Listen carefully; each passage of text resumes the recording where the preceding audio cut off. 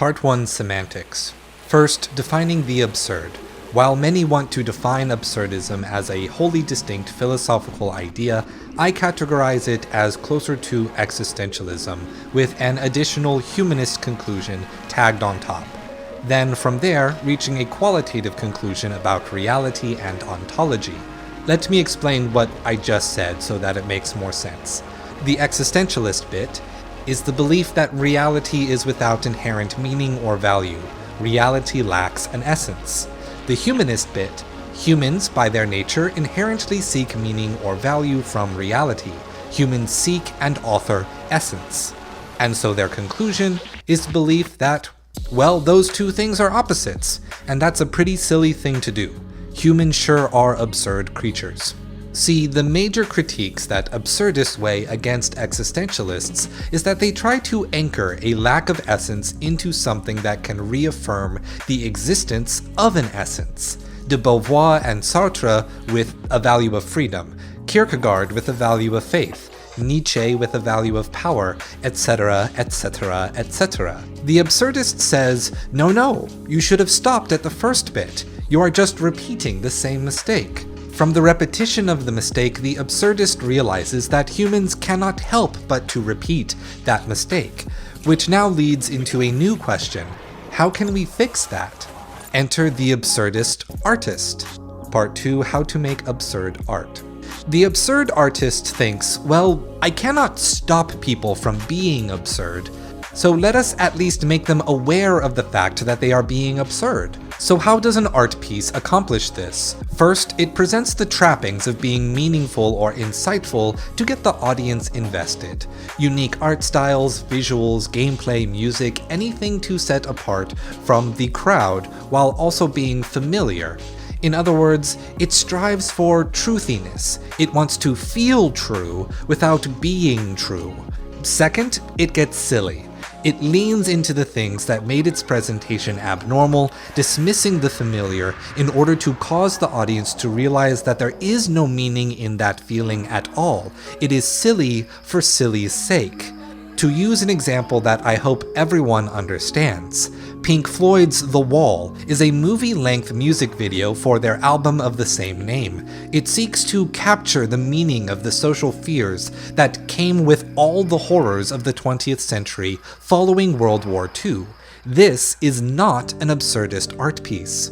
But the Nostalgia Critic's review of The Wall is a parody YouTube video of similar length which tries to assert that The Wall is meaningless while spoofing the film's own artistry as silly.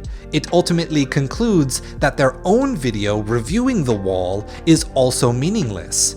This is an absurdist art piece, even if only by accident. So what's going on here? It seems that we have two pieces that are similarly checking boxes, but one is absurd and the other is not. The key for evaluation here is not to look at the meaning so much as to look at how the media is using silliness. Part 3, Colloquially absurd is not philosophically the absurd. The most common misapplication of the absurdist lens is to assume that if something sounds meaningful but presents itself as silly or humorous, that it automatically turns the work into a piece that expresses the absurd. However, this fails to account for the other ways that silliness is used by people in creative ways. Imagine the many people who go to comedy shows in order to relax and laugh and have a pleasant evening. But even though the express purpose of comedy is to not take it seriously, to treat it as something silly, many people turn to stand-up comedians as life gurus. People go to comedians for self-help advice and philosophy.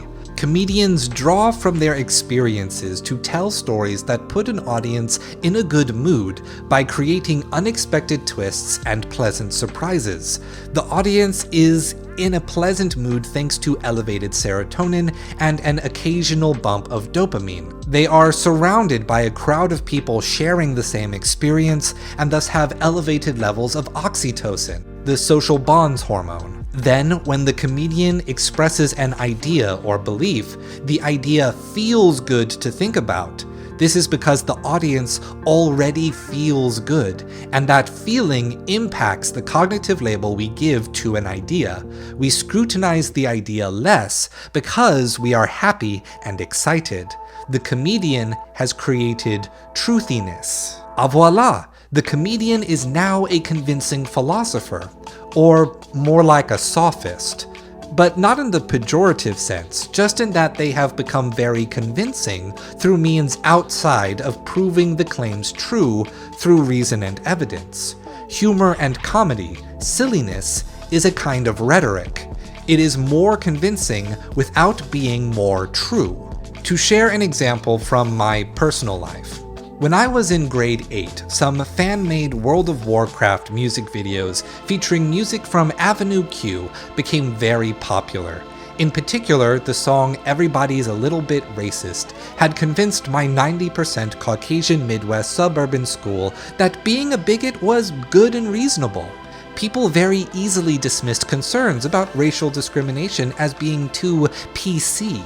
Fast forward to high school, where one of these same kids from my middle school made a game of trying to run me over with their car in the school parking lot, then calling me a nigger as he ran away when I threatened to call the police.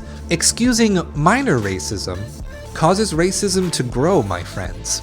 And it should also be mentioned that the song itself only presents white people as powerful or dominant, features a white male puppeting a character presented as a dark-skinned minority in order to deliver this message of minor racism is okay, makes mention of numerous and specific stereotypes associated with minorities, and has a black actress exclaim, "I hate the Poles," without any specifics nor using the common slur used against Polish people. It is vague and complimentary toward racist behavior by white people, while specific and derogatory towards minorities. In doing so, it commits racism while defending racism. So maybe that song's actually just racist. Comedy is a powerful form of rhetoric. Maybe I should have just used Bo Burnham's Inside as my reference example instead. That would have been funnier. Point is, silliness has function in art other than to indicate the philosophical idea of the absurd. So the question for applying the absurdist lens to art is to ask if the silliness is in service to an idea, or if it is in denial of ideas themselves. If the latter, then it is the absurd. Part 4, Getting Over It with Bennett FODDY, is absurd, but not the absurd. And here is where I expose that this blog is actually a response to a creator named David J. Bradley and their video essay, YouTube is Absurd.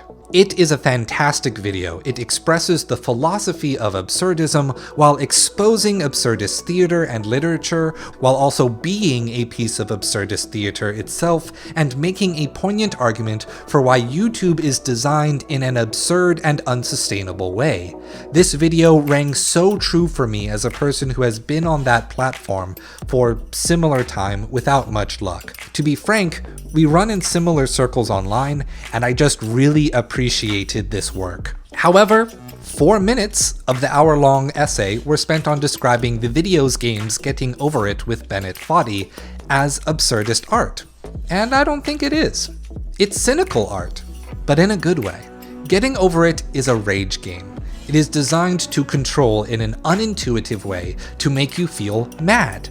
It comments on the products of society, characterizing them as meaningless waste products.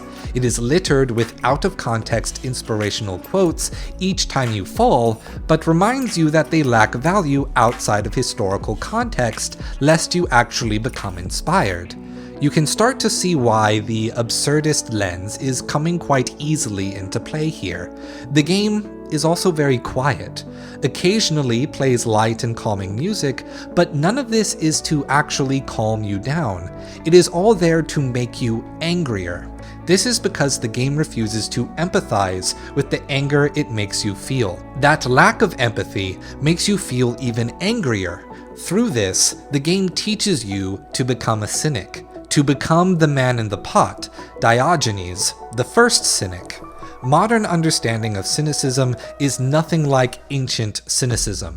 Modern cynics look at how all things are meaningless and respond with anger and disgust, somewhat similar to how the absurdist looks at the same situation and finds it humorous and fun.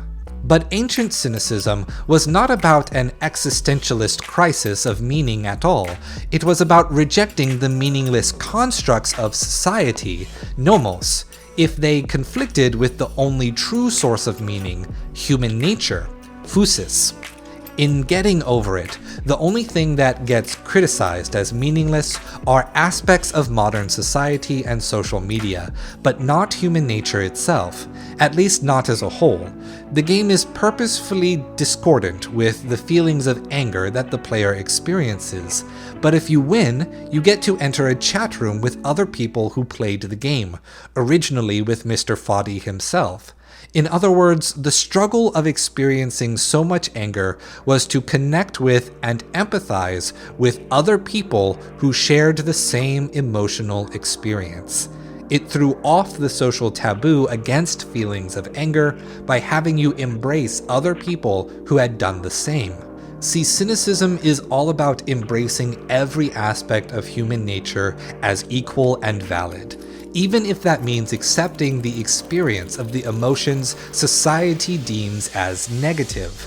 Getting over it is a remarkable game that both gets you into Diogenes' pot and puts his philosophy back into you. It is critical of society, but has an inherent belief in human nature as both valuable and true. Thus, it lacks that necessity of meaninglessness required to be absurd, despite being a silly game. However, I do not think that the real issue is an absurdist's lack of understanding cynicism. I think the misunderstanding occurs because the cynics and the absurdists are remarkably similar. Part 5, Best Friend Philosophies. If Diogenes were alive to respond to the beliefs of absurdism, he would probably say something crass like, "If only I could stop believing I was hungry, then I would never starve to death." Speaking personally, I have never been a sympathetic reader to the first conclusion of existentialists, mainly because they are conclusions drawn from suffering without weighing the many alternatives. Second, because all of them, even the absurdists, ultimately conclude on an inherent human nature as meaning seekers. If meaning making is inherent to us, if it is a part of our material reality, then it is no different from saying that our essence has that material reality. However, rather than seeing absurdism and cynicism as competing punk rock philosophies, I prefer to see them as partners that help different people to reach the same end goal. They are both about embracing what it means to be human, to flourish by means of rejecting something that appears limiting, be that social constructs or cosmic apathy, and to do so by raging against them with every emotion and experience within us. The older I get, the more I seem to resonate with ancient cynicism. While I do not agree with the absurdist beliefs, it is through cynicism that I can understand what someone means when they say, "One must imagine Sisyphus happy." I still manage to find camaraderie through our shared purpose, embracing the truth of the human condition. Thank you for watching, my friends. Subscribe to the channel, consider buying my books, and stay true.